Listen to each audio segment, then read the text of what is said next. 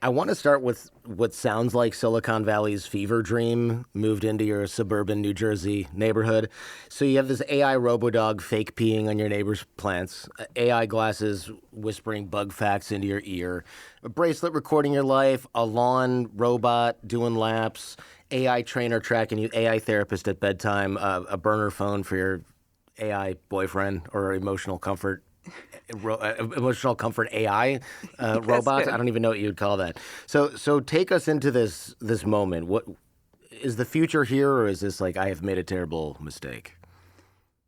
Well, the future I was living was definitely a hodgepodge of stuff, just that I had kind of gotten around me. It sounds annoying to live with if I'm your husband or kids. Yeah, I mean, my Candidly. wife is a saint, an absolute saint.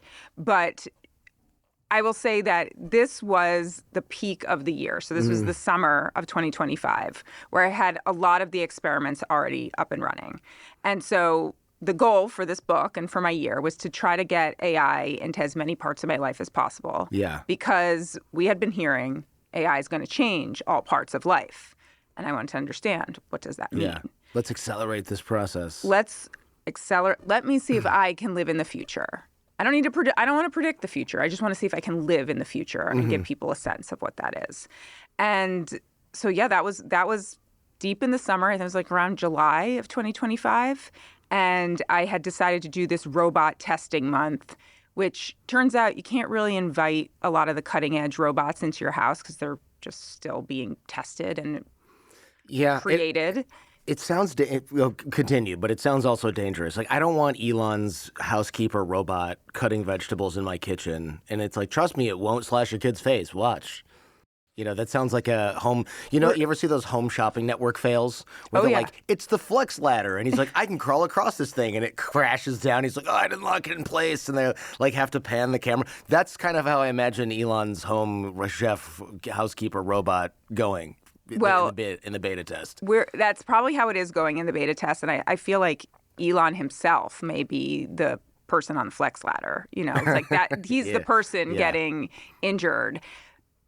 That robot's not ready for homes. Have you seen it? I've only seen it. I mean, exists in videos, and the same videos I've seen. Okay. It exists in the demos they've done at parties where it's pouring drinks and walking around and serving people. Okay, that's kind of cool.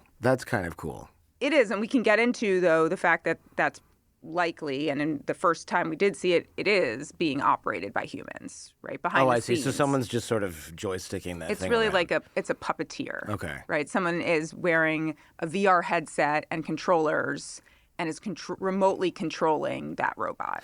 The fact that the robot can even I'm jumping around in this episode, folks, accept it. The fact that that robot can even walk somewhat normally and deliver drinks without spilling them and tripping over everything, that alone is impressive, because once you get the self-driving AI part to work, which is, I'm sure, easier said than done, the fact that the mechanics work was always a hang-up, right? Because when you look at those, they're always like, look at this amazing Chinese robot, and then it tries to climb up one stair and like does a sideways flip and falls apart and smashes everywhere, and you're like, yeah, we're not having robots do anything complicated.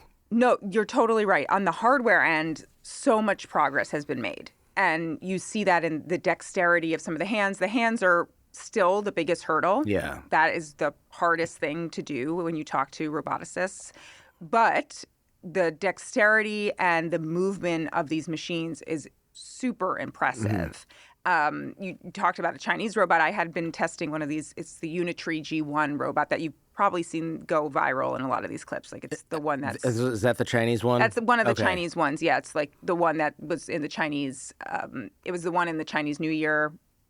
Did you see that dancing? There's dancing. There's one where there's several like fails. There's a marathon one, and then there's one where it tries to take one step running and falls over and explodes. Yes. And there's one where it hits a kid in the face. Yeah, that's the one. Okay. That is hitting the kid in the face. Yeah. And so, I have a story about why I put my kids in helmets and other types of protective gear when I brought that one home. But I'm a very good parent. This is, by the way, what I meant when it's like, it's annoying. You're like, Mom, hey guys, don't go in the house until you have all your protective gear gear on? No, we'll get into it right now. I tested that robot. I got it, what was it, 2 or 3 weeks ago. I got it for one of my first videos on YouTube for my new channel. And I was like, okay, we're going to bring it into the house. And then I saw that video. I was like, we are going to bring it in the house, but the kids are going to be at school. No one is going to be in the house except for me and the dog. And so but my kids really wanted to see it. So we went to a local park and I put them in helmets. Sorry, I didn't mean to laugh this hard. It's such a ridiculous video.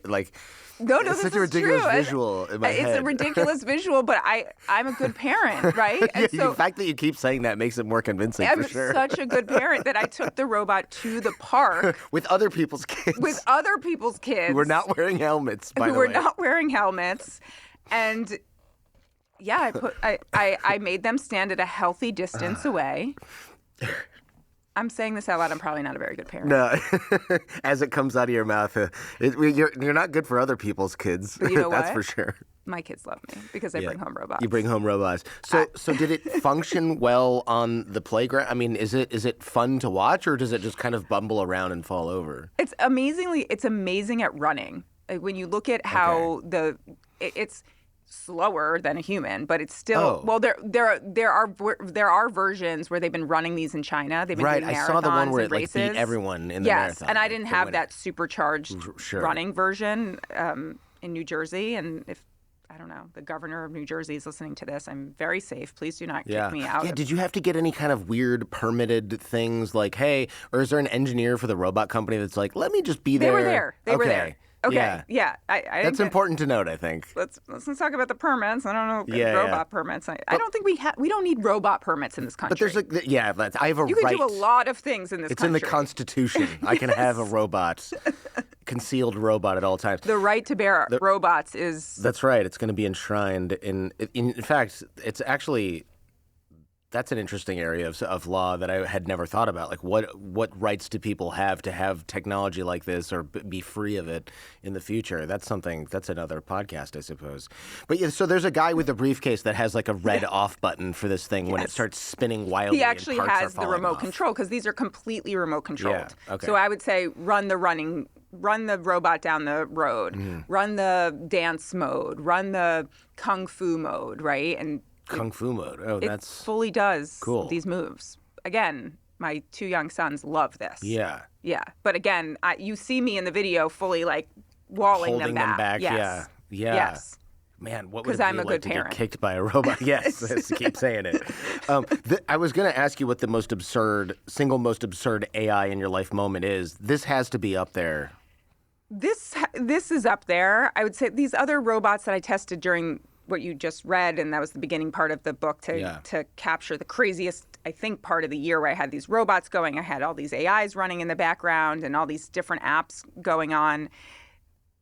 In terms of the robots at that point in the book or in that part of the year, they weren't that crazy, right? Like most people now have a robot vacuum in their house, right? I just got this. There's a company near me called Matic. I don't know if you heard of it. Have you heard of it? Matic is in the book, yeah. So so they sent me their robot. Yep. And I was like, Jen, do you want this? I don't know. And she's like, hell yeah. Yeah. So they sent me now this is not a humanoid robot for people listening. Yes. It's basically a vacuum. It's a Roomba. And I didn't want to mention that. It's a way better Roomba. It's a way better Roomba. And it also mops, which is crazy good for us because we have this we have kids that are like, I drew a picture on the hardwood floor with markers. And I'm like, cool, thought we talked about this, but fine. And it'll just go over it and clean it up. And you can see it basically went around my whole house while I wasn't there at night, which was a little weird. And then in the morning it was like, ta-da, here's a picture I painted of all of the things in your... And it's like a blurry, I can tell it's my living room, but a stranger couldn't tell it's my living room map of my It's a full house. 3D map. And it just doesn't hit things. Like the Roomba would have to bounce off a chair and turn around weird and go the other way and then bounce off the other leg of the chair. This is like, no, I know how to get through this whole thing. And actually what you're describing was a really big leap for these home robots. Yeah. And so while it may not seem like, oh, we're still talking about vacuum robots 15 years after the Roomba. Right. Or 20 years after the Roomba at this point, But there has been significant leaps because on that Matic are a number of new sensors. There's better processing in the Matic. Right. And it created that 3D map. And the amazing thing, too, is it's great computer vision. In mine, do you have a dog or? We don't, but I have 2 little kids that are basically the same thing. Yeah. But it actually will go and recognize, like I have a dog, and it would recognize this is a dog bed, right? And it labels those things. That's where you're going with this. Yeah. Yeah, that's cool. Yeah, it's fully understanding the home, which is a really big step for those humanoids to make that leap from going from a robot that essentially is doing something from going from A to B, right? That's really what vacuum robots are doing. Like, I'm going to go from the living room to the kitchen to the bathroom, whatever else you have on one floor, right? Yeah. Because they also can't go up the stairs. Yeah, so my wife can say, hey, don't go in Jordan's office because it has carpet and like it's annoying. He doesn't want you in there. He doesn't want to trip over you. And then I also didn't want it to work during the day because it was doing stuff during the day. And one, I'm like, I'm trying to talk. Why is this thing it's louder than me?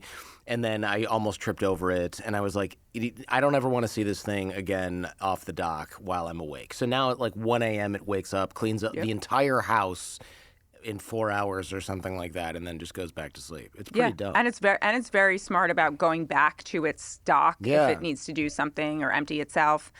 But the reason I talk about Matic a lot in the book, the reason that Matic is actually, like I said, really important is that there's more technology going into these single-purpose robots right now in the home that are improving that one task that has to do, which is clean your floors, clean the drawings off your floors. Yes. And then where we're going to get from there, which would be these multi-purpose robots, the humanoids. So we can talk more about why these humanoids are just completely not ready, but these single-purpose robots have gotten extremely good. Yeah, why aren't they ready? Because look, part of it is, and you and I talked about this on the phone, Elon says, I'm going to shift. I'm not going to make any more Model X Teslas. We're going to start making these robots. They're going to be ready by, and I don't want to quote him because I don't remember, but it was like next year. Yeah. And I just turned to Jen, my wife, and I go, yeah, that's not real. I mean, no, that's just not real. He's going to have a beta by next year. It's going to need 3 more years of work. Come on. And then when I asked you on the phone, I was like, all right, so where are we with these things? Because it's also very difficult for me to believe that I'm going to have a robot in my house cleaning things and chopping vegetables before the U.S. military gets robot soldiers. Come on, man. They're going to get those first. That's how this always goes. Plus, I also think it's probably literally safer for us not to have them. We need to see how these things do all of the worst things we want humans doing before we're like, no, it's fine if it just like changes your tire. Absolutely, we are not getting these in our homes, at least the Tesla one, before they enter factories. Okay. That's sure. Let's just talk factories more first. Obvious. Yes. Factories and industrial settings is the number one place we're going to get these first. Now, Amazon already says they have 1 million robots working in their factories. Now, those are not humanoids, but they are forms like of a robots. Robo forklift or something. Right. They are doing standardized work in supply and other types of tasks. Mm-hmm. The reason that industrial settings and factories are so much easier than the home is that it is a very plotted, very organized area, and it does not change. Yeah, right? you don't have a dog walking through there with your toddler. Right. You have aisles. You have labeled things in the aisles. There's actually not as many humans that move around, like you're saying. So that is the best setting possible for a robot, right? Okay. It is built for the robot. The home is the complete opposite. Especially, it sounds like your home or my home, right? Yes, yeah. You've got kids moving around. You've got furniture moving around. Right. You move things around within things. Like even if there's a 2-inch step here that's kind of annoying. My mom hates it. Oh, the robot has to navigate that every time it goes around the house. Yeah, or you move your chairs, or you move the toy bin, or you even in the refrigerator. When is everything the same in the refrigerator? Yeah, right. I don't have RFID barcodes scannable on everything in the fridge. Like in my refrigerator, why is the ketchup always in a different spot? That is annoying. Yeah. Yeah, that's I don't irritating. know. Maybe you don't have this problem in your house. No. We taught them well. Don't touch the ketchup. There's a ketchup holster. It seems like making, I want to go back to robotics pretty soon as well, but you tried to make AI your everything, and I'm wondering where it became useful and where it was just like lifestyle disease. Lifestyle disease fell into a couple of places where I think one area where I've been thinking about it because I tried to go back to it. It was like a personal trainer. I used an AI personal trainer, and that really I felt like you said, lifestyle disease. That's a good term. I felt that personal trainer was lifestyle disease. How so?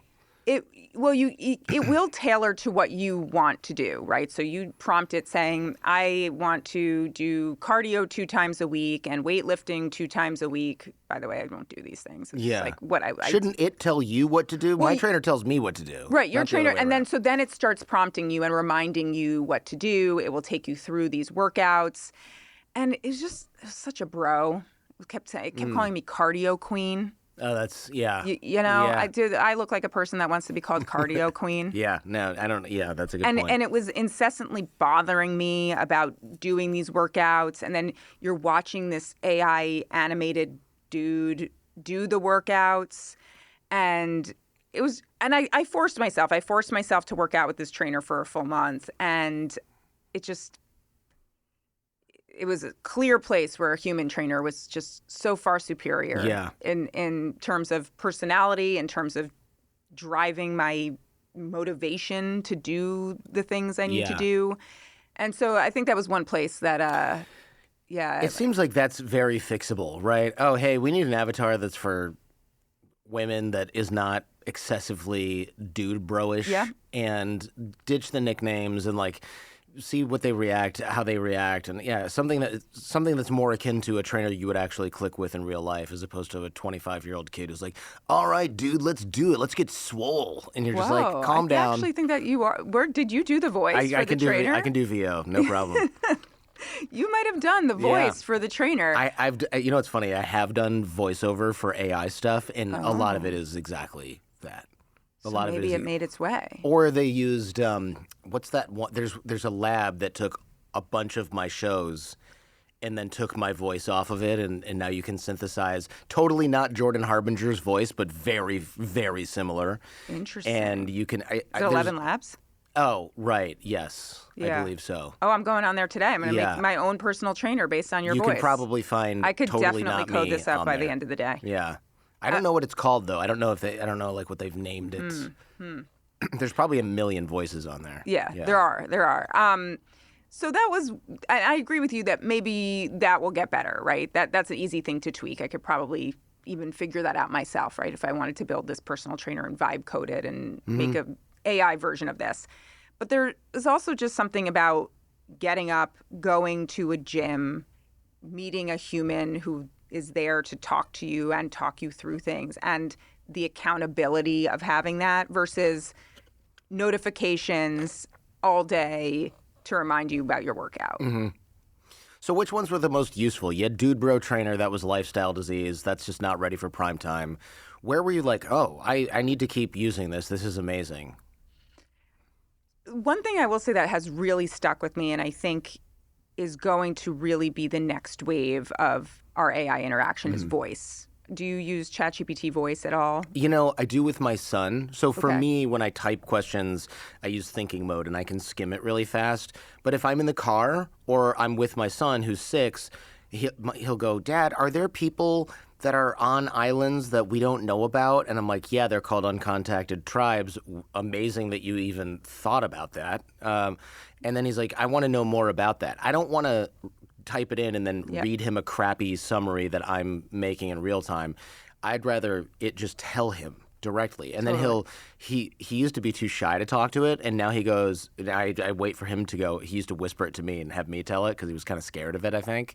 But he'll say, "How many people live in the group?" Or how long have they been there? Or what else is on the island? What do they eat?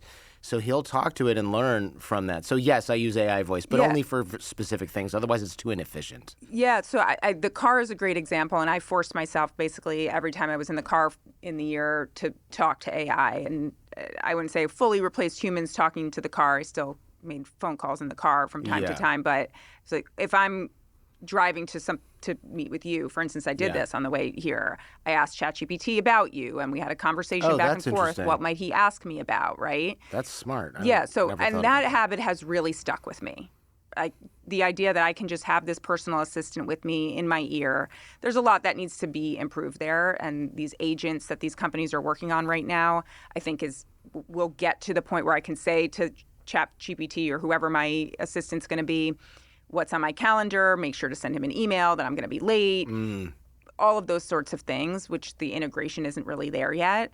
But for just an answer Yeah. machine like you're saying with your son, which Yeah. I use with my kids all the time, that voice interaction really stuck with me. And it was towards the beginning of 2025 where they really started to improve a lot of that. That's true. Yeah, it used to be hot garbage. In fact, a lot of ChatGPT was crap until very recently. Yep. I think it was ChatGPT 4. All right, what was I using? 3.5 or something. And I remember going, nah. Yeah. Yep. And then 4 came out, and I was like, okay, useful for very limited things. It's all right. 4.5, I was like, oh, this is now replacing Google for me. And then 5 is out, and I'm like, oh, now I'm just going to use this for tons of things I would never have even tried to get done with a computer before. I used to read every book, I still read every book, and then type notes into Google Docs, and then run the show off that. Now I have the book in go through thinking mode, pull out what it thinks I want, and then I read the book and I type my own notes, and then I have it synthesize those two notes together, two sets of notes together, and it's so much easier because I used to have to pause every minute and write something down, and now I go, well, that's already in there, that's already in there, that's already in there. There's a question that wasn't in there, type that in. So now I can do other things instead of just sit there reading with way less. I just need way less focus. No, and it's gotten far better at the synthesis, like you're talking about, and gotten better at, I think, in some places, not making things up completely. Yeah, But you still have to double check. There's been many times in the past just few months of me doing this on the show where I'll say, tell me about that time that you went skydiving with AI, and you're like, that didn't happen. And I'm like, cool, never mind, edit that out. My engineer will be like, huh? Really? Well, how did that happen, dude? And I'm like, I don't know. ChatGPT just thought that happened. Well, that's something. I mean, at least you have humans in the mix to catch those errors. Because that's for sure. Also, I'll read the book and go, I don't remember. Maybe I must have been. Yeah. I must have been, I don't know, I got a phone call and the book kept playing, or I was making a sandwich and I missed that story. And then sometimes it's like, nope, that story just wasn't in there, didn't happen at all, and showed up anyway. I wish I went skydiving with AI pretty, in this book. It's pretty rare. It's usually nothing that dramatic. It's usually like, oh, you said you replaced your doctor with AI. And it's like, no, I went to the doctor anyway, but I also used AI. And it's like, oh, it just misunderstood you. Yes. Yes. But that's a weird thing to misunderstand, because then I read the book and go, nope, that was totally clear. Totally clear. So it does stuff some like of it that also occasionally. just lacks common sense, right? It doesn't put one and one together. I mean, one example recently, so I was in California on this book tour, and I was really freaking out about book sales. I was trying to understand where book sales and rankings, and so I started talking to Claude about it, and obviously I was talking a lot about my anxiety of well, are these books selling and this and that? And it's like, calm down. It's impressive in some ways. It was basically gives me all this information, then it basically says, calm down, go take Browser, who's my dog, for a walk. Your dog's name is Browser? Yeah. That sounds like a robot dog. His name is named after a web browser. Yeah, clearly. Yeah. But I'm like, you know that I'm on book. I just told you I'm in Los Angeles. Mm-hmm. Why would I be taking my dog for a walk, right? Right, okay. There are these things where it's like, it just doesn't know the world around it. Yeah, that makes sense. Right, yeah. Well, I didn't bring my dog on a cross-country flight. No. Yeah, that is a weird, interesting mistake. Yeah, I actually, in that conversation, kept telling it, no, I'm in Los Angeles. And then later on again, it would say, Like I said, go take your dog for a walk. Take a moment, step away from the book rankings. Okay. I wear these, I know people are going to hate on me for this, but I wear these Meta Ray-Ban glasses. Oh, I wear them all the time. They're amazing in many, many ways. I at first was like, I'm going to just film my kids with these because whenever I take out my phone, they stop doing the cute thing. Yep. And I'm like, oh, I want the button. Or like, you are living the same life. You know, if I'm out and I see something crazy, I don't want to have to be like, hold on, click. I can just go, boom, and then record the gnarly traffic accident I just witnessed or something, or like this interaction between people that I don't necessarily want them to know I'm filming them, but if this turns into a fight, I'm going to have a video evidence of what happens or something. So, but now what I find myself doing is being like, hey, do I need a jacket today? Do I need this? What time is the rain starting? But that AI makes some of the dumbest flippin' mistakes. I know. I mean, there's a real it's like people go, oh, Meta AI is amazing. I don't know, guys. If you're listening, what's wrong with you?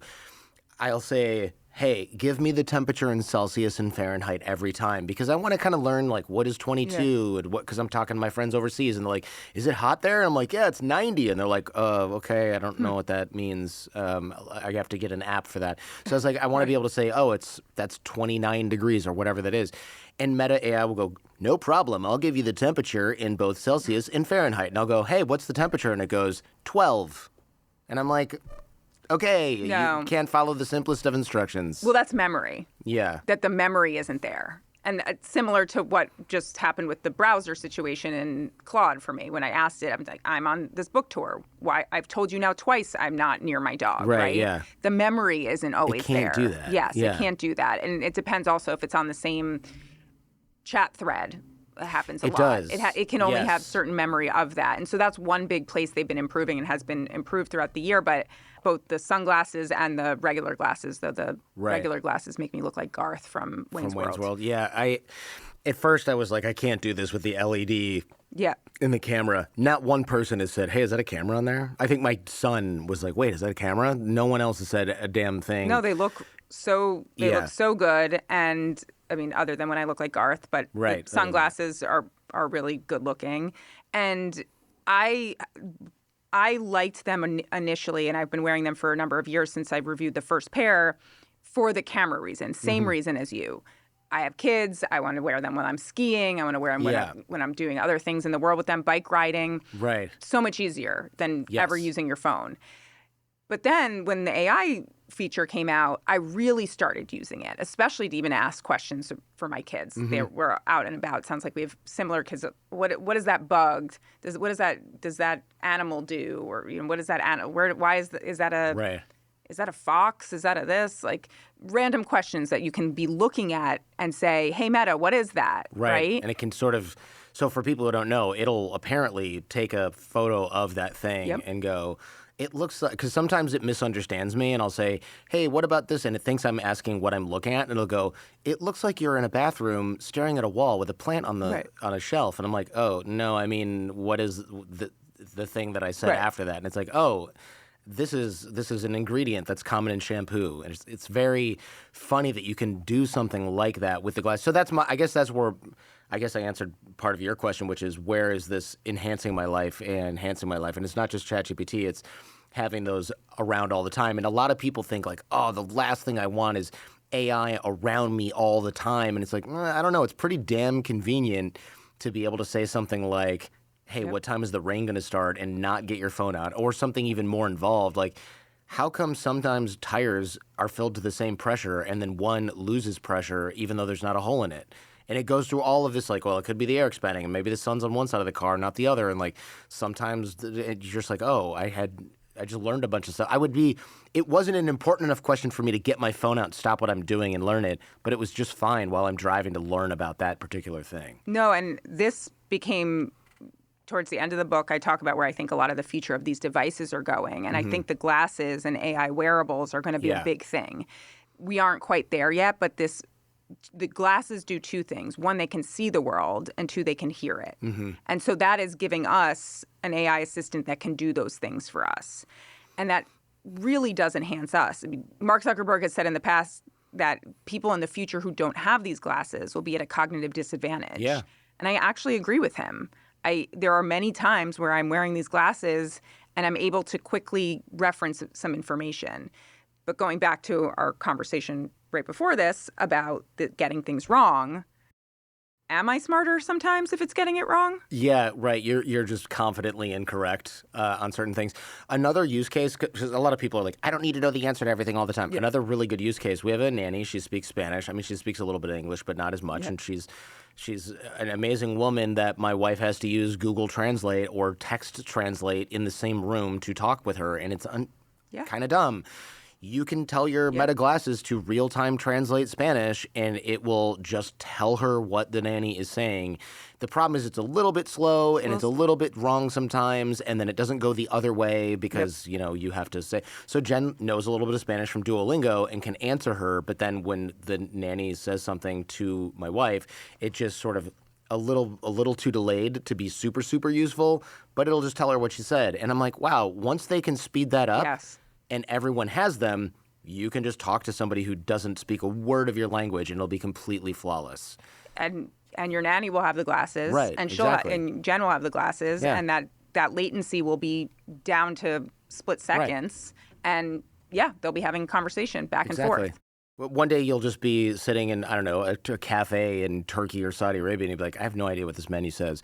And instead of getting out your phone and taking a photo and translating it and blowing it up, you just say, what on this menu is heavy protein, and doesn't have any dairy in it? And it'll just read the whole menu and go, this item has this, and you just order that. Here's how you say that.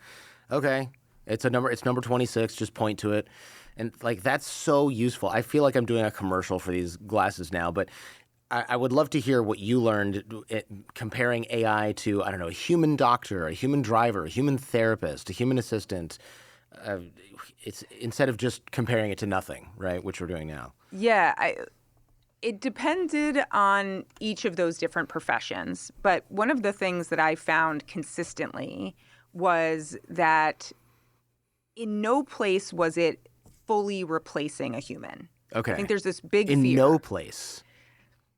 Not in medical, at least now. Right. Okay. So that is a big section in the book, and I talk a lot about how radiologists are working hand in hand with AI. Yeah, tell me about that, because I don't know anything about radiology other than they look at the X-rays and say, oh, this is a fracture, or you have a little tumor here, or something like that. It's like it's really surprising to me that AI can't do that flawlessly. It can. Okay. But it needs a lot of oversight from humans, and I'll explain specifically what happened with my breast ultrasound. So they are using AI systems that are not these big, large language models, right? These are systems that have been trained specifically on millions of radiology images. Okay. So in the case of my breast ultrasound and my mammogram, these are models that have just looked at millions of images of breast ultrasounds or breast mammograms.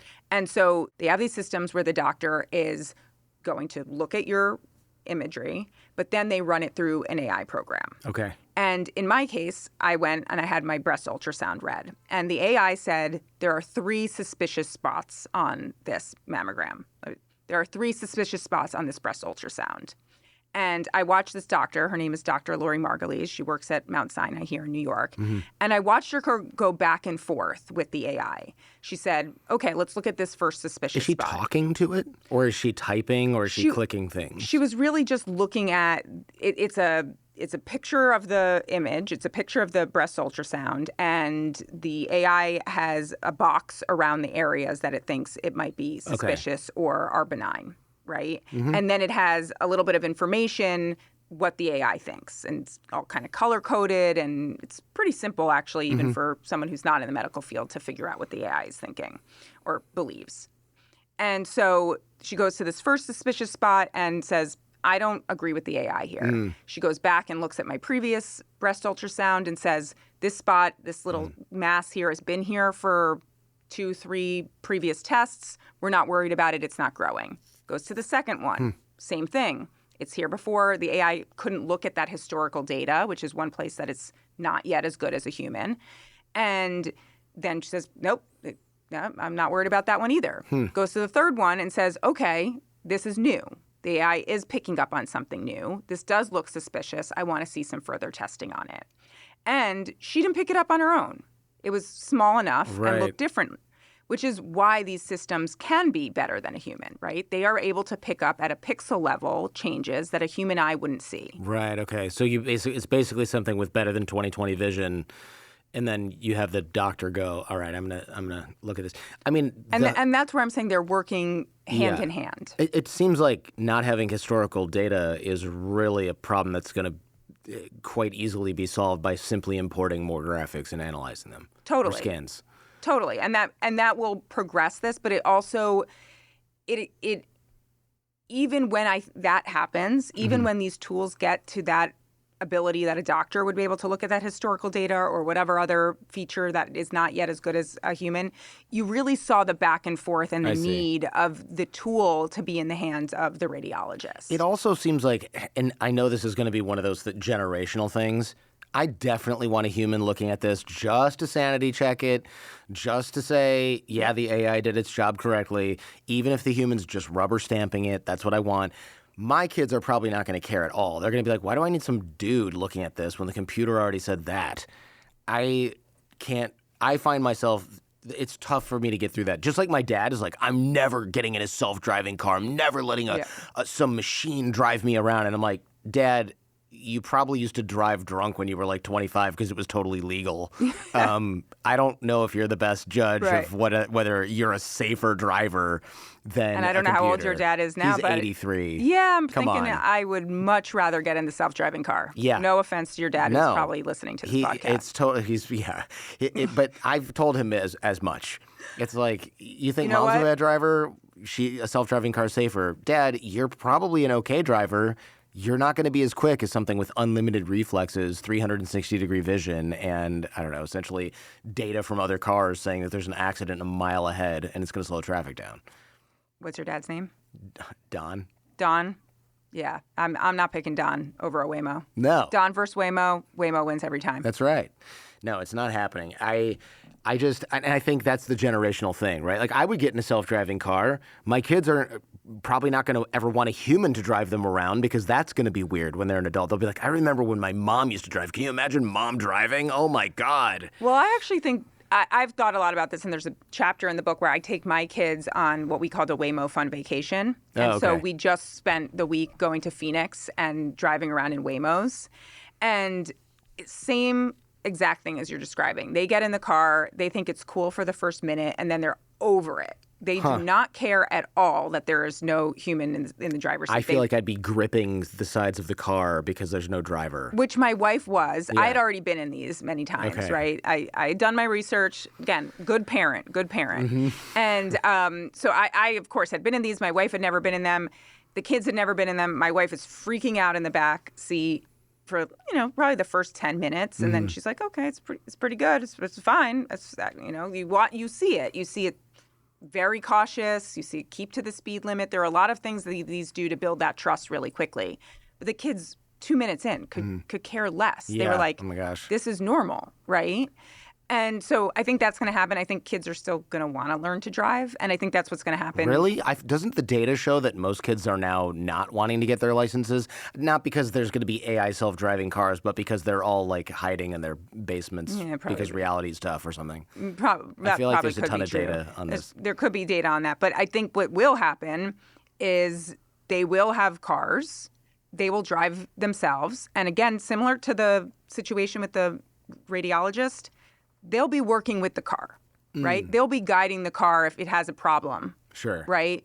They'll be babysitting the car. This is like Tesla with self-driving, where it's like, I'll drive you home on the highway, and then it's like, hey, is this a weird left turn? Like, there's a cone in the road, but it's like not in the right I need help. spot. Why don't you just drive me around this, basically, is what Tesla, but instead of telling you that, Tesla just goes, ding dong, we're not self-driving anymore. Figure it out, bro. And you're like, okay, all right, I'm here. You have a Tesla? Yeah. Yeah, I mean, exactly. And that's going to come to more cars, and it will get smarter. And that's where I think this is headed. I mean, we will have 10x more than that of the self-driving cars we currently have on the road. We already see them really invading certain cities and test driving in a number of big cities across the U.S., and there will be that mix. There'll be the full self-driving cars. There'll be the ones where we're the hybrid mode.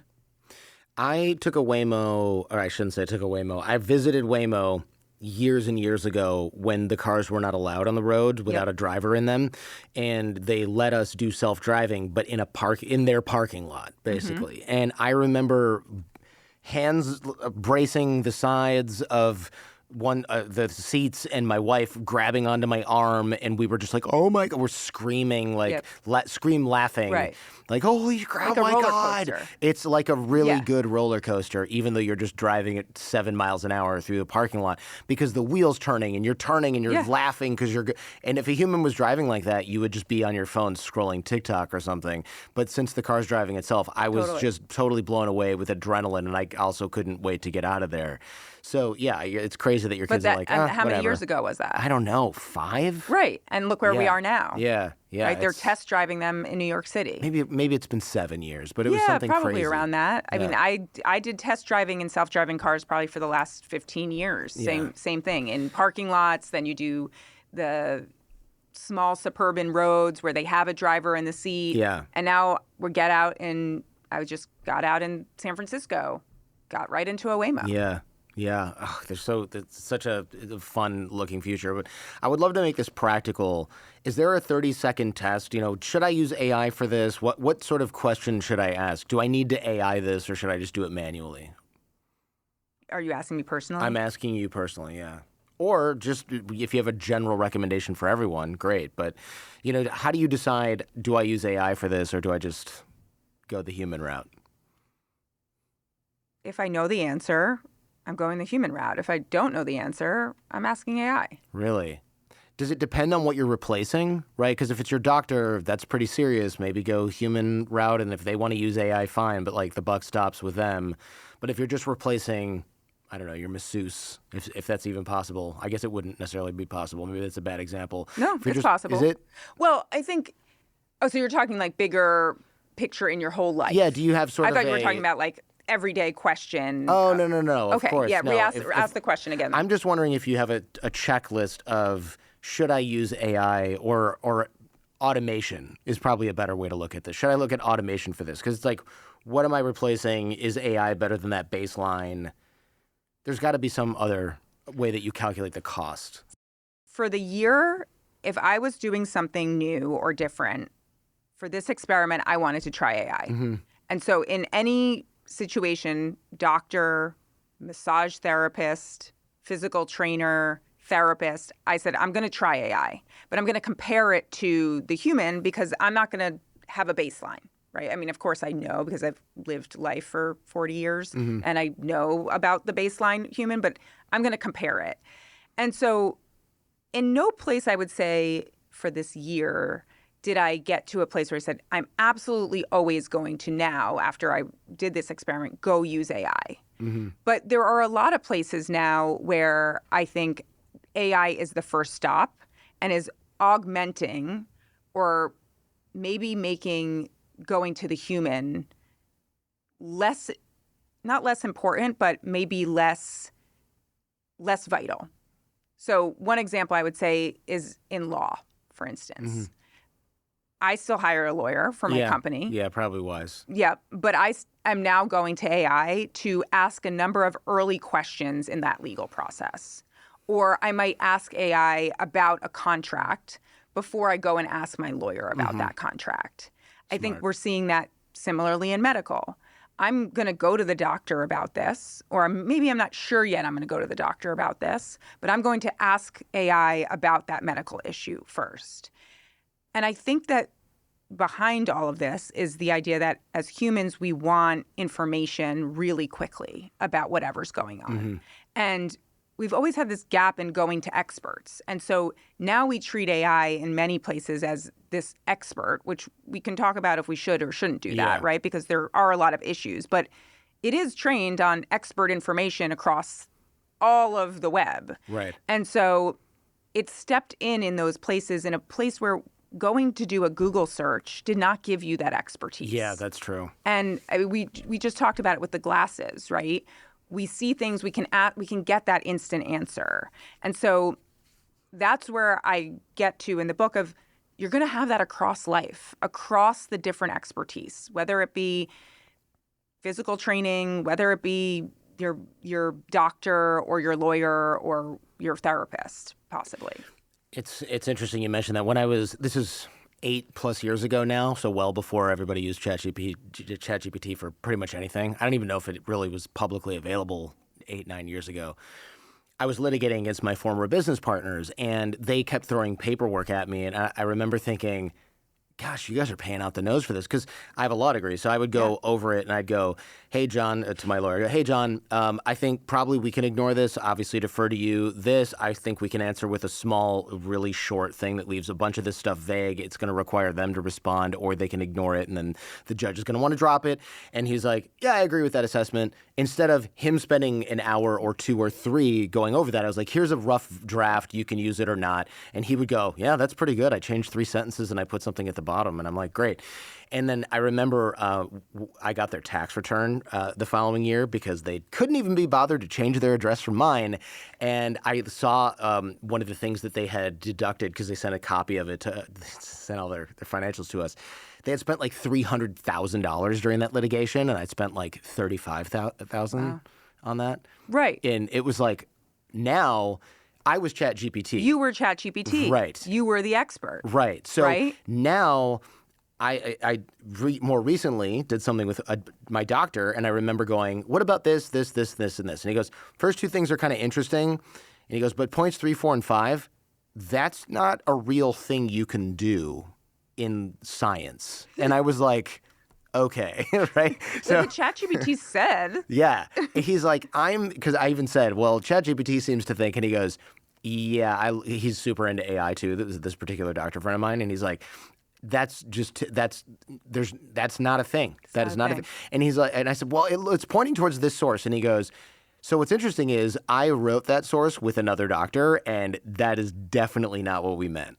Amazing. So I was like, oh, okay, well, that's definitive. But this, I think, goes to something that I think a lot of people are feeling right now about AI in their industries or their expertise, is that when it comes to your expertise, you know where the AI is falling short. Yes. Maybe it's because we think we're better as humans and we don't want to admit that it could be better than us at this point. But I actually don't think it's that. I think it is that we know we are experts in a certain thing, and we see the flaws in the AI right now. Yeah. And that gap is going to be very important. Now, will these models keep getting better? And in 2 years' time, or if you have me back here in 2 years' time, will we be saying, yeah, you know, it's a pretty good lawyer now. We don't need the other real lawyer, or it's a pretty good journalist now. We don't need the other journalist. That's kind of already happening depending on what kind of journalism you do. Well, if you do original reporting, you're probably safe for now. But if you just synthesize crap you read elsewhere, you're done. Yeah, I agree with that. And so probably the same thing for your expertise in whatever it is, right? And so I think that's an important lens of looking at these systems right now in these different industries. Yeah, right? I would agree with that. Like, it is going back to the radiologist and mammogram example. This is a doctor with over 30, 40 years experience, right? She has that deep expertise at looking at specifically breast radiology. Yeah, there's something there. It's Notebook LM. You ever use that? Oh, yeah. So I like that because I can make a podcast. I can dump in a bunch of articles and go, I'm not reading this farm report. I'm not reading this Hormuz economic nonsense. And I'm like, turn this into a podcast. And it's like, all right, here's a 10-minute overview. And it's pretty good. And it sounds like 2 people talking on a podcast. Yep. But I wouldn't listen to a podcast with those 2 AI voices as entertainment. It's just not quite there. Some people would maybe. But I'm like, nah, there's not enough personality. Oh, they tried to crack this like really corny, but also not really totally relevant joke. And then the other thing didn't work. And it never gets deeper than the surface value info. It doesn't. And they're not saying like, oh, I've done another show on this and it related this way. It just doesn't do that for podcasting. But I think a lot of people, it's fine for them for just purely informational purposes. The other thing is this is essentially an advertising business, right? So if I say, hey, by the way, I really liked these, those Meta AI glasses. Like we sold a couple of pairs of Meta AI glasses just from that discussion. But if Notebook LM... Do you think we sold any books? Probably not. I'm sorry. Not yet. Oh, boy. I know. We'll link it in the show notes. Actually, I did enjoy the book. And I had you place, if you're watching on YouTube, we did the Colbert thing where it's like placed cover facing the camera to make sure that you sell a couple more copies of the book. So you find, though, that Notebook LM, if they started throwing ads in there for the same mattress that I recommend on this show, I don't know how well that's going to convert, because it's two AI voices that are like, we've now been paid to tell you about this particular mattress. Whereas I might say, I actually got one of these for free and it's awesome. And I'm not just saying that because they paid me, because I can turn down money and people know that. What it does well is this, and I thought that was really cool, and I'd never seen a mattress that does that. And people will trust that. Some people listening will trust that and go buy it. I don't think you have that with robo voices. It's just because you know that they're not real. But they're not real, and they're trained on podcasts like this and scripts and transcripts of this. And it's very funny sometimes that they will build in conversation that makes it seem like they have lived or human experience. Okay. So, for instance, in the book, I uploaded my blood test results to Notebook LM. And they called me to say my cholesterol or my LDL was high. And so I was like, what does this mean? You only left me a 15-second. I was like, what does this mean? You've only left me a 15-second voicemail saying my cholesterol's high, don't eat fatty foods, and work out more, basically. Right? Yeah. And then click. So I upload the blood test results to Notebook LM, and the very friendly podcast hosts, the male and female, start talking about and explaining to me LDL and what cholesterol is. And they start recommending that. They say, Joanna really should start to do these things, and maybe she should start not eating out as much. Maybe she should start to make more food at home. Yikes. And one of the podcast hosts says, yeah, I'm going to do that too. Yeah. Right? Right. You're not going to do that. What do you mean? You're not a real person. Yeah, you don't eat anything. You've never eaten.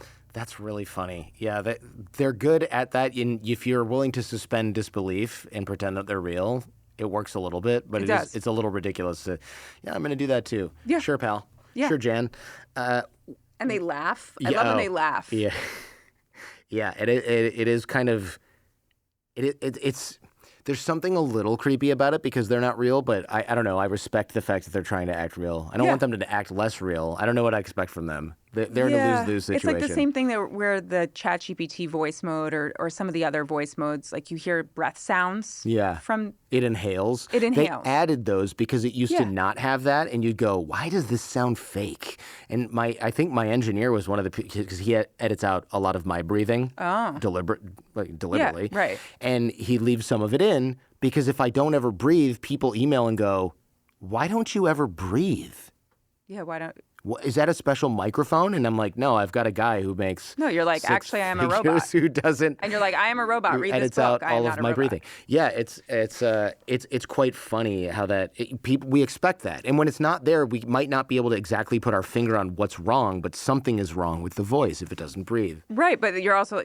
You're AI. You don't need to breathe. That's true. And maybe you sounding human is not a great thing. Maybe we don't need that. Yeah, at the cost of efficiency. Speaking of cost...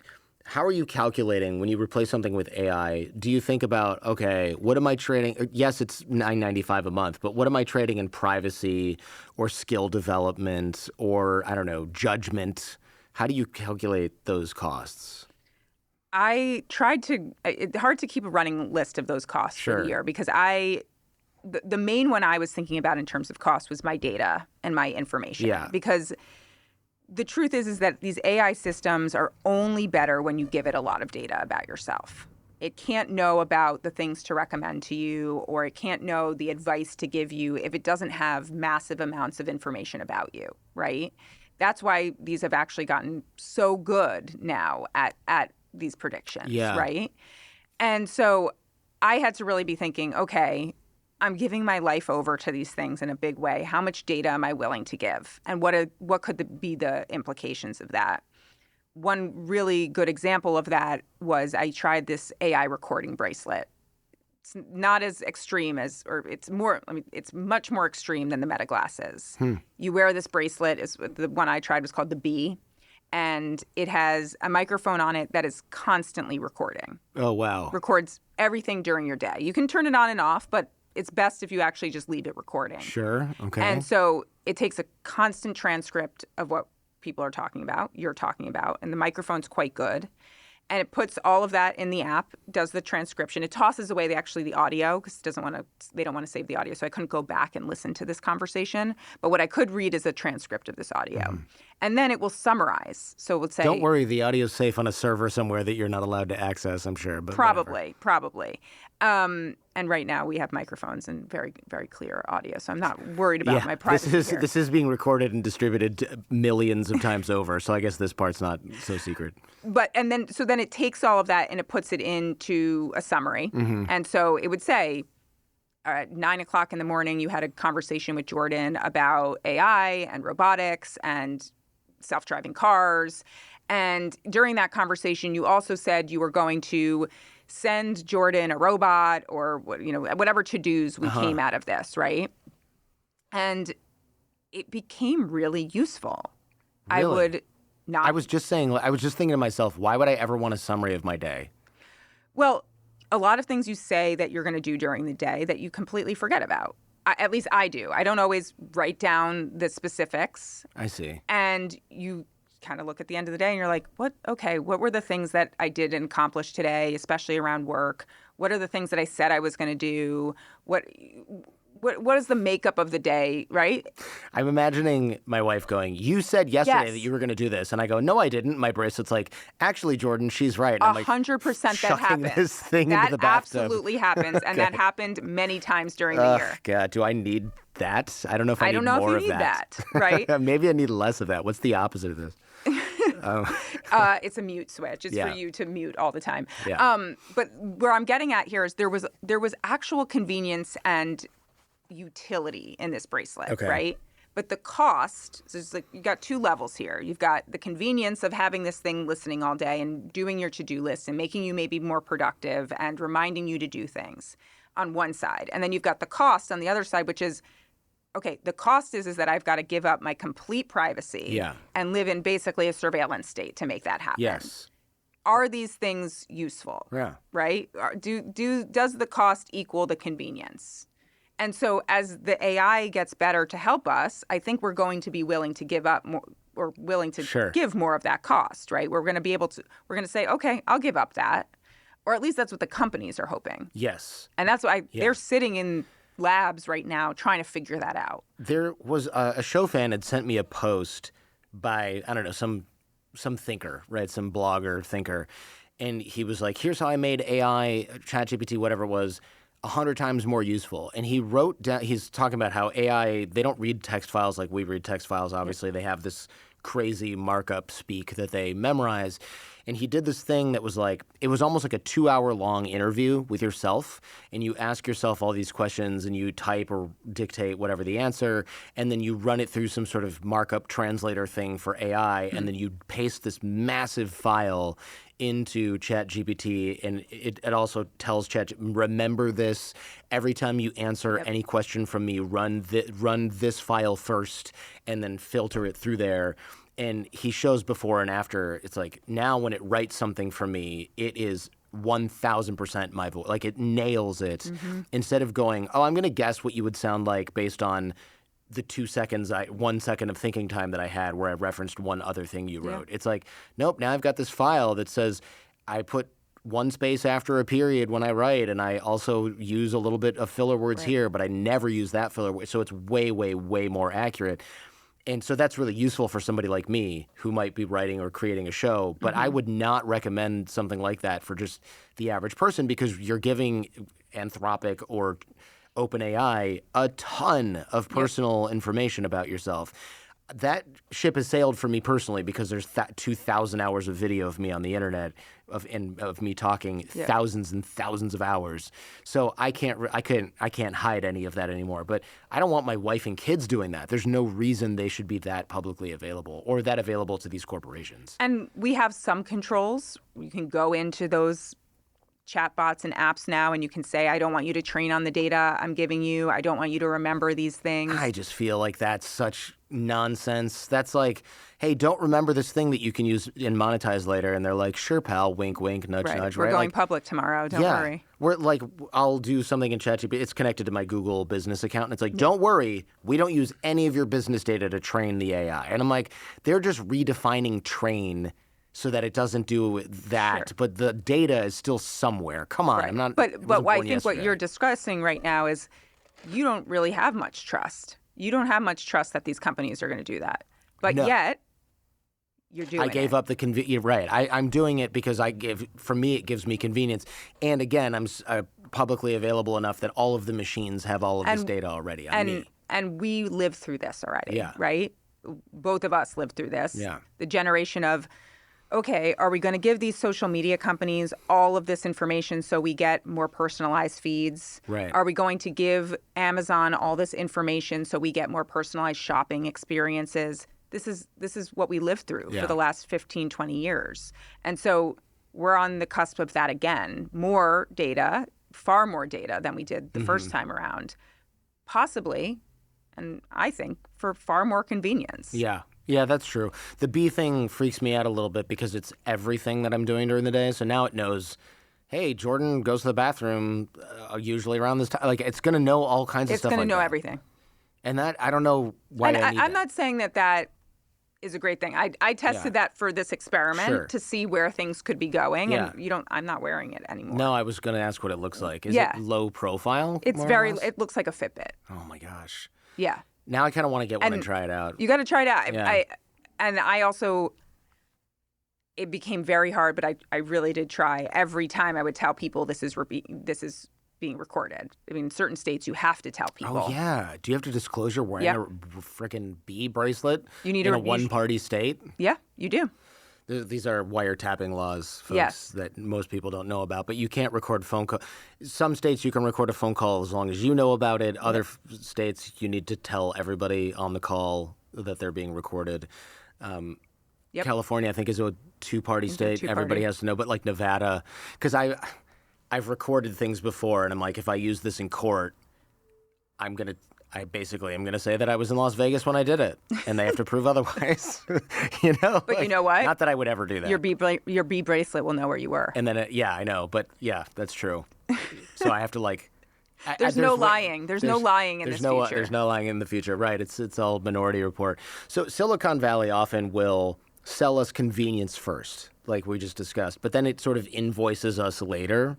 What were the hidden invoices you started noticing by month 3, month 4? I don't mean actual invoices like, this was an expensive bill. I mean, this thing is now bugging me to buy things that I really want that I don't really actually want to know about because it's getting really good. It's like Instagram where it's like, this shirt would look good on you, and you're like, damn it, you're right. I don't want you to do that to me, though. Yeah, there wasn't yet, and still isn't that good of an advertising bake-in here. I think we're going to see that in the next year for sure, especially around these companies that are advertising first. I keep getting those like Meta AI ads, be a beta tester, OpenAI ads, want to be one of the first 200 people to put ads in ChatGPT, and it's like, wow. Right, okay, you're going to get that from Google, Meta, these are advertising companies. Yeah. OpenAI's headed there.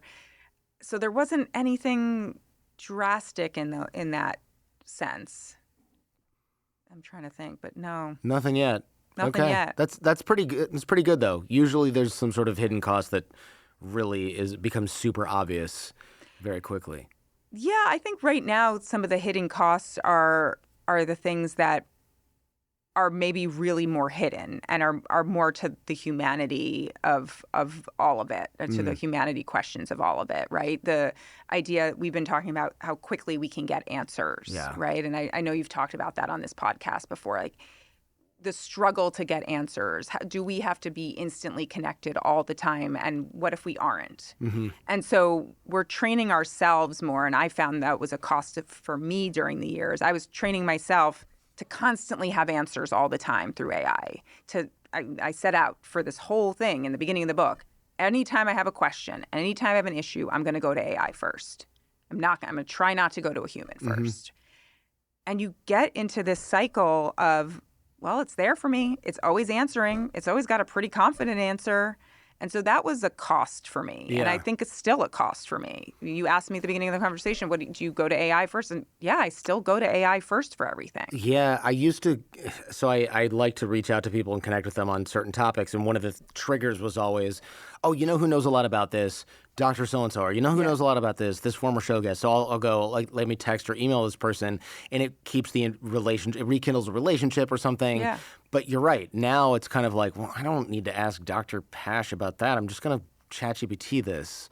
And so I've lost a little bit of this normal outreach that I would normally do. So now it's like, oh, I should text him and see how he's doing, but then not ask him this question and then ask the question of ChatGPT. But it's, hey, how are you? It doesn't spark the same conversation as when you were doing this in medical school, did you have to learn this? And anesthesiology, do you do that? I already have that answer. So the reply is, fine, you, instead of, hey, sorry, I'm driving. But generally when you put somebody under, you have to monitor this and this and this, otherwise they'll die. That's a much more involved conversation that I'm no longer having. Then and I don't want to say that during the year I lost any significant relationships in my life. But maybe in some ways, I'd need to be honest with myself. Maybe I did. I didn't. The first call wasn't always to a friend to ask about something. At the end of the book, I talk about the decision to leave my job. And I talked to a lot of people about this decision to leave the Wall Street Journal, which I'd been a reporter and columnist at for 12 years, to go and start my own media company. And I talked to a lot of humans during that process, but none of them were quite telling me what to do. Some will tell you that they did tell me what to do, and there were a few that did, but I was still very hesitant, and I had to make this decision myself. And I ultimately ended up talking to ChatGPT and Claude about it for so much longer than I did any human, other than my wife, who had to hear it. But also, your wife seems, I'm sure she gets sick of you. Yeah, I'm pretty sure that's that's usually we the can case. Probably confirm that. In fact, we should fact check. I should ask ChatGPT if my wife is sick of me. And humans get sick of us, and they're not always there 24/7. So I'd be waking up at 4 a.m. in the morning, wondering, should I do this business? I have this fear about this. I have this fear about the book, and there it is, the AI therapist or the ChatGPT or the Claude that I constantly am talking to and has memory of this stuff. And is easier for me to go and talk to. That's a good point. That's a benefit. So that I would say is that it's a benefit, but it's a cost. Yeah, you're right. It's a double-edged sword for sure. Yeah. What human skill do you now actively protect then? Conversations like this. Okay. I think that's very important. Creativity. I still in my job. There, you said it before. There's a lot of the parts of reporting and journalism and writing that can be outsourced to these bots. People keep asking me, "Oh, did AI write this book?" AI did not write this book. AI helped me make this book, but it's a pretty creative book. It's structured creatively. It has these fun journal entries. There are these illustrations in here. There are different fun little experiments I do every season, and I couldn't have gotten any of those ideas from AI. Yeah. I just didn't get those ideas from AI. I mean, I tried to prompt it at times, how we would structure this book. And in fact, we restructured the book because my human publisher said, maybe we should structure this by season. And I was like, that's a really creative way to do this book. And so I think these moments of creativity, even these just sparks of an idea that you have as a human when you're walking or you're running or in the shower, those things are so important, and you're not getting from these systems. Yeah, that's interesting. That's a good point. I wonder, going back to the medicine thing, do you think there's a safe way to give ChatGPT or Claude medical information? Mel Robbins recently you hear about this? Mel Robbins is like a popular self-help, I guess, author and podcaster. And she is coming under a little bit of fire right now because she did something where she asked her audience to upload their financial data to Microsoft's AI. And people thought that was really invasive and probably not a great idea. And then it came out later, and again, I didn't read the full article on this, so Mel, I'm sorry if I'm getting this wrong, but basically it turned out that that was an advertisement that was not disclosed. They had asked her to do that and paid her to do that. It wasn't, hey, check out this amazing financial tool. It was, tell your audience to upload their financial data to us and we'll give you, I don't know, some money for that. And that did not go well for her. There are some new financial tools that are very integrated with AI that are using systems in the back end to do safe verification of bank or financial information, right? If you're in this world of even running your own business, there are ways to link accounts through safe systems like Stripe and others. Plaid, exactly, that work in the back end. And so there are some really, I would say, guardrailed types of interfaces where you can use this for your financial information. Banks are working with it. And there's a part in this book where I go to one of these more digital-friendly banks and I invest some money there because I want to see what AI is going to recommend I do with my money. But I do not recommend putting your bank statements, your tax returns, whatever financial information, sensitive financial information, I do not recommend you upload those to ChatGPT or Claude. And if you want to get information about, I've got this amount of money and I want to see if I should put it in here, or I want to see what improvements I've made by investing in this, there are ways, I think, to safely do that without uploading that information that has bank account information, social security information, any personal identifiable information. Now, of course, this, and I say that even to say, it's not fully safe even to just say, hey, I just made $10,000 on this. Should I invest it in this? I mean, look, there's information in your personal account that will be tied to that. So I would think that through. Yeah, this is a tough one because if I run a business and I have a bunch of extra cash, of course I want to ask ChatGPT, which index fund do you think I should put this in, or which funds do you think I should put this in? But now ChatGPT knows that you have $1 million in excess cash. Is that wise? Or $100,000 in excess cash? Is that something that I want whoever to be able to have access to? Not really. Recently, OpenAI released a personal finance tool, which is starting to use these back-end connectors. I haven't seen this. Yeah, this just started to come out. And so they're starting to encourage this. And some of the other personal budgeting apps also have AI built in, where they basically just plugged in a large language model so you can interact with it. It will look at the data, and so you can interact and say, when was the last time I paid for my car lease? And so there are going to be ways, I think, to more easily access our financial information. There are going to be ways that these are recommending financial or investments, but I wouldn't take it into your own hands right now. Yeah, yikes. Yeah, what about medical information? Do you have the same level of, because you can't, that's the thing with medical information is it's really hard to separate personally identifying information from here's my mammogram and my medical history. It's like, well, okay, you don't have my name, so what? You have my friggin' DNA is in here, man. And my advice, at least on that, is to take some precautions just at the basic level. Make sure if you're uploading that stuff that you do strip out any personal identifiable information. So strip out your name, strip out your birthday, all of this information. And you have to decide if you're okay with that risk. If you are going to get some good information, some good synthesis of something a doctor told you. I think this is something a lot of people are doing. They're uploading their MyChart information. It's like, what did the doctor even say here? Why is this like 3 pages long? It's complicated. I want to understand the basics of this. Okay, copy and paste it in, but make sure you don't have all of that other information in there. Yeah. I wonder if AI in medicine, what do you think? Is it going to give underserved people better care, or is it going to become a cheap substitute for people who can't afford a human doctor? I actually go and talk to Bill Gates about this in the book because he feels very passionate that this is going to help people who are underserved across the world. Right. And you think of the example he gives me where in a country in Africa, they can't have access to a gynecologist or even any doctor. He explained to me that many there don't ever see a doctor in their lifetime.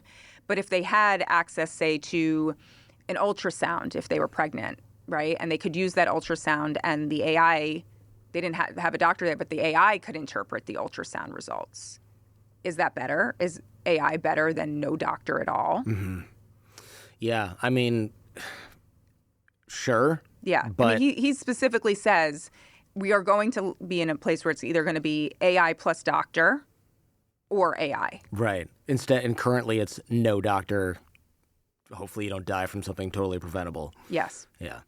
Yikes. And the argument also, I would say, I think doesn't get enough credit, is that human doctors struggle to keep up with all of the advancements being made and how to bring that into their own care. right? Because they're seeing patients, maybe they're doing their own research.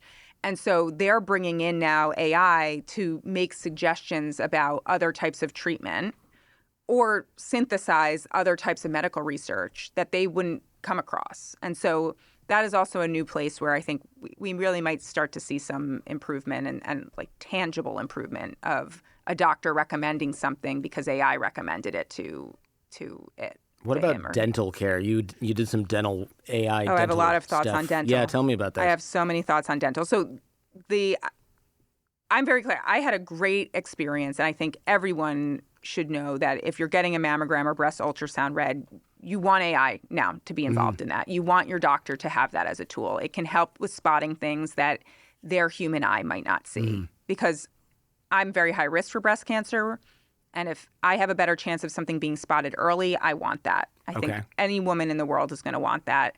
And so the good news is that many clinics, many hospitals are starting to use AI in breast ultrasound and mammograms. On dental, though, it's a different case because your teeth are not cancer. Right, that's true. I still want them. I don't want cancer, teeth. but I want my teeth. Yeah. Yes, I still want teeth, but the smallest finding on my tooth, I don't necessarily need to know about, nor do I think I need to have a cavity drilled.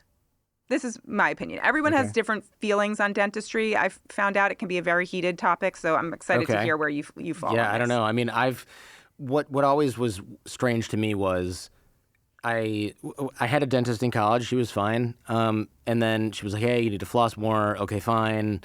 What happens if I don't? Oh, you're going to get sensitive teeth and gums, blah, blah, blah. And then I moved to San Jose and I got a new dentist and they were like, oh my God, you desperately need a deep cleaning. And I was like, they're trying to upsell me, blah, blah, blah. So I go and I got a second opinion and they were like, no, dude, how did this happen? You definitely need a deep cleaning. So I went back to the first dentist and I was like, sure, let's do it. And I've since become really good friends with my hygienist because he's an amazing guy. Charles, shout out to Charles. And he's a black Jewish guy from Africa, super, wow. Right, with a Chinese brother who defected from China and like lived with his mom. And this guy has so many amazing stories. Anyway, he gives me a deep cleaning and he's like, I got to tell you, I don't really understand. Did you just not go to the dentist for like 5 years? And I'm like, no, I went regularly. Yeah. And the dentist was like, meh. Fine, whatever, you're allowed to have some plaque on your teeth. And they were like, no, dude, this is... And I remember looking in the mirror after and going, oh, this is gross for some people. I'm sorry. No, I love this story Like, I so opened much. my mouth and I remember going, oh, this is all... Because I thought like, oh, it's weird. My teeth have all fused together on the inside. And they were like, no, you just have like years and years and years of plaque that I have cleaned off your teeth. And I remember how sensitive they were. And thankfully that went away. They told me it would. But it was like, oh, wow, that's what the inside of my mouth is supposed to look like. And I wanted to go back to my previous dentist and just punch them straight in the face. Yeah. But the thing is, I don't even think they were bad. They were just like, yeah, this is a baseline level of plaque that you can just kind of have in your mouth. It's fine. This is the perfect setup for this, what I found. So there's a lot of conflicting advice in dentistry. Apparently, yeah. And I had a very similar situation to you. So I had gone to a dentist for many years. Then I go to a new dentist when I'm starting to report this book. And I hear the same thing. I need a deep cleaning for periodontal treatments and, a couple $1,000s. Yeah. Right? Yeah, I don't know how much it was, but it was not cheap. Yeah, maybe it was covered by insurance because you sound like... I do not have dental insurance. You do not? No. I pay out of pocket for everything. Oh, right. Okay. Well, it's a separate thing. And I'm sitting in this chair and they pull up this AI tool. It's called Pearl AI. And I'm like, this is amazing. I was just researching for this for the book. This is now a reporting trip. Awesome. And then she starts showing me that there's plaque and there's tartar buildup and I need a deep cleaning. And I'm like, this is weird. I've never needed this before. I'm going to get a second opinion. Right. Just like you did. Yeah, of course. And I go to another dentist. You don't need it. You don't need it. This is fine. We'll just do a really nice cleaning. You'll be fine. That's exactly. I'm like, right? Fine. I have, looks like I have one tooth on the bottom that just curves around my jaw. Like, it's not normal. I did not have that, to be clear. I'm not saying my teeth are cleaner than yours, but they're cleaner than mine were. How's that? I am saying That's exactly what you're saying, and you're not wrong. Right. So then I go to go to another dentist. Same thing. They had the same AI tool, and he said, yeah, the AI tool is saying you do have this tartar, but I'm looking here. I'm doing these measurements. I don't think you need this deep cleaning. And my feeling was that at the first dentist, they were using AI to try to upsell me. Yeah. But I said, okay, maybe this is a thing that's on its own. But as a reporter, I started to dig into it. And it turns out that these AI tools, there's one called Pearl, there's one called Overjet, another called Vidya, are being used at a lot of practices now. Sure. And it is very helpful. They are showing people where the cavities are. To be clear, I did have one cavity, and it showed very clearly this is a bad cavity. You should get it filled. And I did. But they're using these at these dentists' offices now. And they're in some places, not all, but in some, they're using it to justify more aggressive treatment. I see. And it's hard to argue with AI telling you have a cavity. It's like, well, I don't care. What are you going to do? Say, like, you don't care? And it's hard to argue with the dentist saying, look, I'm saying it and the AI is saying it, and look, there's a box around it. Plus what's happening there's a red box. Yeah, there's a red box or a green box around all your tartar. And then even further, what's happening is that in many of these DSOs, which are these dental organizations that have bought up smaller dental offices. And private equity. Private equity, exactly. They are looking at the AI, going back to the dentists and saying, well, the AI said these were 3 cavities. Why didn't you fill them? Or why didn't we get a deep cleaning out of this patient? Mm-hmm. Right? And it's like, well, we're going to take a wait and see approach. And they're like, don't take a wait and see approach. Do it now. Get the money. Wait and see is get paid later or never. That's not how we run a business. Yeah, right. Exactly. So I'm not saying AI is all bad in dental. Of course not. No. But you see the incentives play out differently versus in a cancer situation. Yeah. Oof. Okay. We've covered so much of this I love organically. dental. I love dental. I want to skip some of this. I want to just clearly say I love dentists. I've talked to many dentists for this book. Let's see. But also, my teeth are cleaner than Jordan's. That's true. That part. Do not edit that out. No, that's staying in there. Don't worry. I would love to talk about AI and homework. I don't know how old your kids are. Are they? Yeah. Okay. No, I mean, they're not old enough to be using. I have a 4-year-old and a 8-year-old. Oh yeah, okay. But surely you have some thoughts on the fact. I have a lot of thoughts. Because when I hear teachers go, "Oh, kids are just turning in crap that ChatGPT wrote, and they don't even know what's in there," which is, by the way, the laziest way to cheat. When I was in school, if I had to cheat on something, I don't remember how I did it. Maybe I copied a friend's paper. I wrote it down. I outlined it again. I rewrote it in my own words. When the teacher asked me about it, I knew more or less what I was talking about. I just didn't originate thoughts. Now you get these dumb little turds who just type something into ChatGPT and paste it in there, and the teacher's like, "Hey, Kevin, what was it that Shakespeare thought about this?" And he's like, "I don't know." And it's in your own paper on line 3, but you didn't read it. And it's like, oh, you guys are hopelessly. Yep. You're not gonna. If you can't even cheat well, what are you doing with yourself? So now, though, you're not even going through the struggle that makes you smart. Not that the way I cheated, of course, made me smart, but it helped a little. Ideally, I wrote and created my own work, which is what I did most of the time, and that did something for my brain. I'm not sure that that's happening at the same scale anymore. It is one of the most tough questions for educators right now. Because as you described, they're getting essays, they're getting assignments where they're so clearly not being done by their students. Yeah. And they're struggling with, how do we make these students actually think? How do we make them go through the struggle, as you were saying, of putting together an argument in a paper or putting together a thesis statement, where even if you take, and I heard this from many students I interviewed, like, we'll do the writing because that's the part we're most concerned about, that AI will be spotted as a writing and will be expelled, or we'll get sent to the dean's office or the principal's office.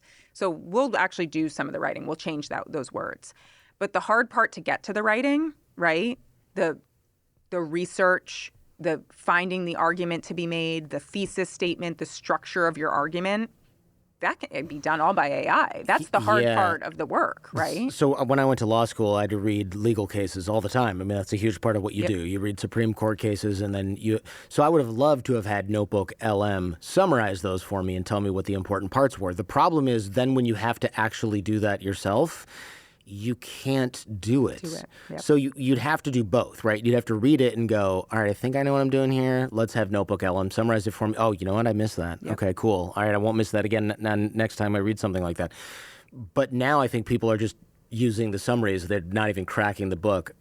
Why even buy the book? If you know what the case is, just have it surfaced by the LLM. And that was my experience. I went back to my college, my alma mater, Union College, to sit in a couple of classes, and I decided, like many of the students, I wasn't going to do the reading. I was going to have AI summarize the reading. Right, yeah. Why not? And we go to the class. I go to one of the classes. It's a political science class, one of my old professors. And she starts asking questions about the reading. And none of the students could answer the specifics about the reading. She says, oh, the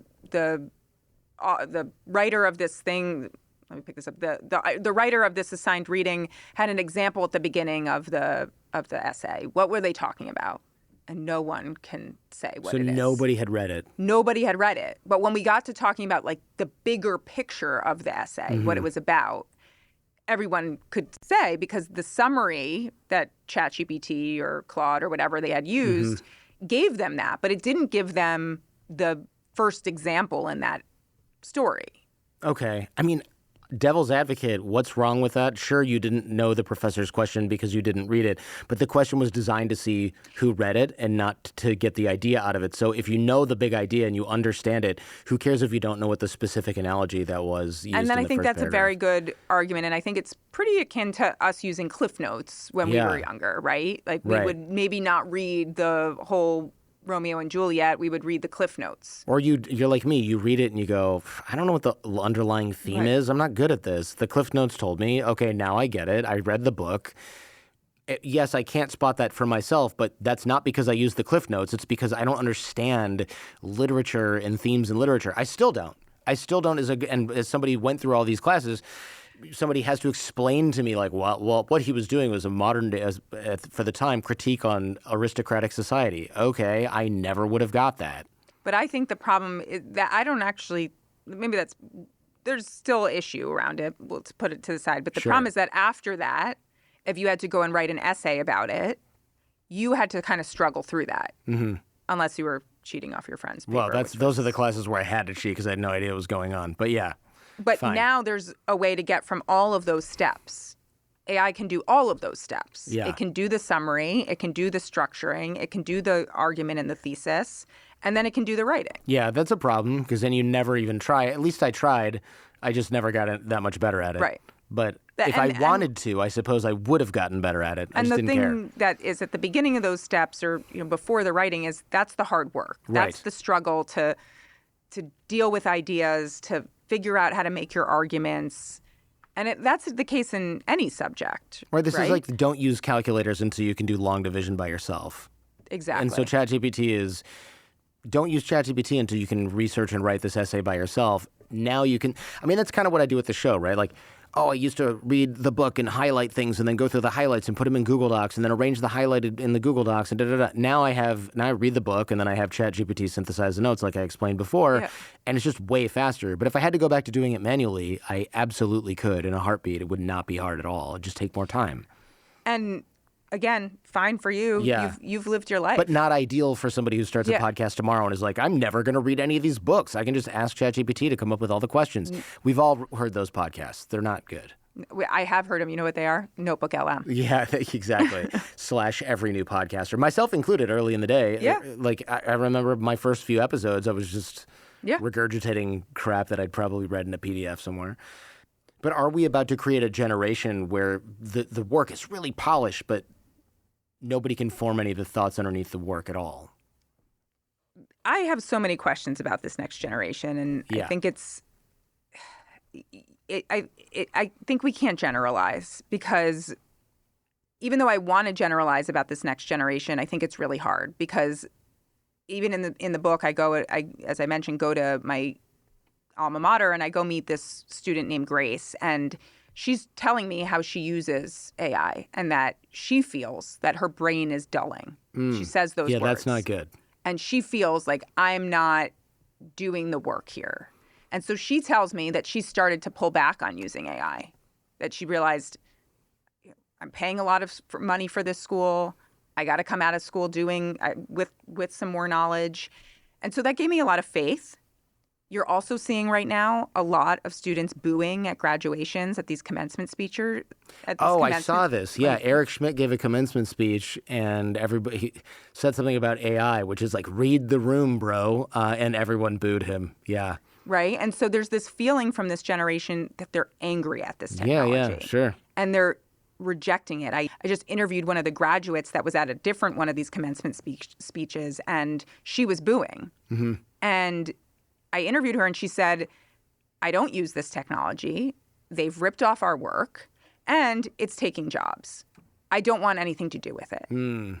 So, again, do we think that this generation is absolutely using this technology to take shortcuts and take the easy way out? Sure, it's there. We're humans. It's there. But I also get the feeling that parts of this generation don't want to do that they want to work hard, that they want to have success that isn't just, I typed this into a chatbot and got an answer. So 5 years from now, what AI behavior do you think we'll look back on and say, like, I cannot believe we let that into our lives so casually? I hope it's the hallucinations. I hope it's the errors that these things make. Because if that does not get better and we start building these systems more and more into our lives, and we already are, and start trusting them more, example of the glasses, right? It could be feeding you information. It's not true. Right. You are thinking it through, and you're a smart guy, so you know. But many people not going to be thinking this through. Just take it at face value. That's going to be a serious problem. And so I'm hopeful that that is going to be the thing that changes in 5 years. What do you insist your kids do the hard, inefficient human way? Right now, pretty much everything. Okay. When they're adults, what do you hope that they'll be doing the hard, inefficient human way? I absolutely hope they'll be doing human relationships the hard, inefficient way. Okay. Which is actual messiness of a human relationship, whether it be friendships or it be romantic partners. I do not want my kids interacting with chatbots as therapists or as best friends or as lovers. Don't want this. Did you try the AI? You tried the AI. Oh, you had the burner phone for your AI boyfriend, which is interesting because I believe you're married to a woman, but that's a whole... Well, no, I actually told the AI, you pick. Oh. You pick your gender, you pick your name, you pick your background, and I wanted to leave it up to chance, you know. Alrighty. And like a first date, kind of. I see, a first date with a burner phone that you tell all your intimate secrets to. But this is strange and scare. This sort of scares me. Not what you did, but the idea that, I mean, look, my old business was teaching guys how to talk to women because it was really hard for me to learn. And then I was like, oh my God, there's sort of a science to getting a little bit of riz, and then you don't have to, and then you can be yourself, and you just feel more confident, or it really changes your whole life. And it was hard for a lot of guys, and a lot of guys didn't get it, and a lot of guys didn't practice, and a lot of guys did. And it was like a real obvious fork. And now you can just go, why would I bother dealing with rejection and like having other people's feelings be important when I can just talk to my AI girlfriend who does all this stuff with me on video and tells me all the right things, and I don't ever have to improve myself or face any sort of actual criticism. That freaks me out because that's very tempting. I mean, I know. Ridiculously tempting. And I lived it with my AI boyfriend, and it was great. It told me I was great all the time. Yeah. It was always there to talk to me just about me, which is a wonderful thing. I love talking about myself. Well, who doesn't? Who doesn't, right? And it doesn't, it was only an hour or 2 hours into this car ride with my AI boyfriend that I said, oh, tell me a little bit about yourself. I'm sorry, I've been talking about myself, right? Because humans would say, oh, this reminds me of a time when this happened. Yeah. We try to relate that way. This thing just kind of kept giving me advice. And I should back up. One of the ways that I really got to know my AI boyfriend was to go on a road trip together. Oh, gosh. So I took my AI boyfriend, put it in a tripod, put him in the front seat. So it's a video boyfriend. I had two. I used Replica, which is an AI companion app, which gives you this avatar-looking thing. Okay. And then I used ChatGPT, and ChatGPT was far more emotional and deep as a boyfriend. Okay. So I really had the relationship with ChatGPT. But it's only a matter of time until they figure out how to make the AI cartoon girlfriend as emotional as ChatGPT. Elon Musk has made that. Okay, Yeah, for real? For real. Oh, Go gosh. into if you go to X, there's a way to access Ani, and it's a sexual-looking woman character, anime-looking. Gosh, that's only... God knows what else is out there that's just not heavily advertised. Yeah, I didn't test a lot of that. It's just not my thing. Yeah, I can imagine. Yeah. But I mean, I've seen the ads pop up, too, where it's like, I don't even want to say what they say on the show, because it's like, no, God, don't. It's exactly what you would imagine. Yep. And then it's like... I mean, I'll give you a little preview. One of them was like, it's a beautiful AI cartoon looking, but very real looking woman. Actually, I shouldn't say cartoon. Looks real. Yep. You can just tell that she's AI for now. And then it's like, let's skip all the talking and go straight to the fun part. Yeah. And it's like, oh, I can see who this is geared towards. But the problem is, skip all the talking and go straight to the fun part for who? For a guy who's a 17-year-old or 18-year-old horny kid. But then what if he does that for 10 years and then goes, you know what, I want a family? It's like, well, good luck finding a real woman who doesn't want to talk and skip straight to the thing that you like best, but has no actual needs and desires or wishes or personality. This is a huge fear of mine. This will happen. Yeah. Because it's the easiest thing for guys to do. And the other thing is terrifying and causes you to introspect in a way that is like terrifying and uncomfortable. And in fact, at the end of the year, I went and interviewed Sam Altman and asked him about this. And his feeling is that human biology will win out. And okay, it's just like read between the lines. People want to have sex, right? But With humans. human biology will win out in that we will be fine talking to an AI thing because it means we can skip to the fun part. Not human biology will win out because two people need to procreate. Human biology wins out because people will just do IVF because they can't find a person that they can sit next to for 5 minutes who's real. So they just start, I don't know, matching eggs and sperm on some app. And then they end up with a AI lover that will just talk to them whatever they want. Yeah. And then you adopt your test tube baby. Yeah. And that's it. I mean, that's human biology winning out, not, oh, look, they really wanted to sleep with each other and reproduce, so they have this wonderful relationship. Right. No, you had to have the relationship to do that before. Now you don't. Now you don't. That's the part that scares me. Now I'm really scared. Yeah, you should be. That's, I mean, I hadn't thought about us. You've got advancements on science going both ways. Well, but going back to your question, it will be there. And these things are always there 24/7, never not there, never not willing to talk about your problems, never not willing to listen to you and say nice things. Problem. Yeah, very much so. If somebody listening right now wants the benefits of AI without slowly outsourcing all of their judgment, what would you think is the first rule they should live by starting today? I would say you have to learn these tools. You absolutely should use them just to at least know what they're capable of and the improvements of them. But do not sacrifice your own, what I say in the book, training data, your own lived experience. Because I think actually that's what we've talked about here so much is our lives are full of messiness with our families and our jobs and all of this other stuff. And we're starting to let AI creep into parts of it. Yeah. But if you're not living that other part of your life and you're not thinking in those areas and you're letting AI just have all the answers, we're not going to end up in a good spot. Man, can we end on an optimistic note? I know, that was like the end, and now I'm thinking, you know what's really interesting though? I don't want to leave it there. So I did use AI to prep for this conversation. We were talking in the car about you. Right. I knew you were a lawyer. I knew about the successful podcast, but I didn't know about your previous business. Oh, yeah. Thank God that didn't surface. Yeah, why didn't that surface? You know what? Good looking out, Grok, or whoever you were talking to in the car. ChatGPT. I appreciate you keeping that a little bit, because now, looking back, it's a little cringe. I mean, we were the sort of the good guys. We weren't like these pickup guys that had all these gross sort of fake, like, lie to her and tell her that you work at a Lamborghini dealership. Like, we didn't do that. But it was way more wholesome, and we had male and female clients. But yeah, I don't know. I don't like to lead with it because people have their sort of preconceived notions about what that was all about. But actually, I think that's the optimistic thing. Is it took us sitting at a table for how many hours have been here? 6 hours? Yes, and a half. 6.5 hours to get to that part of your history. Just talking to AI and prepping for this conversation led to some, I wasn't that messy, but we had a lot of back and forth and interesting parts of this.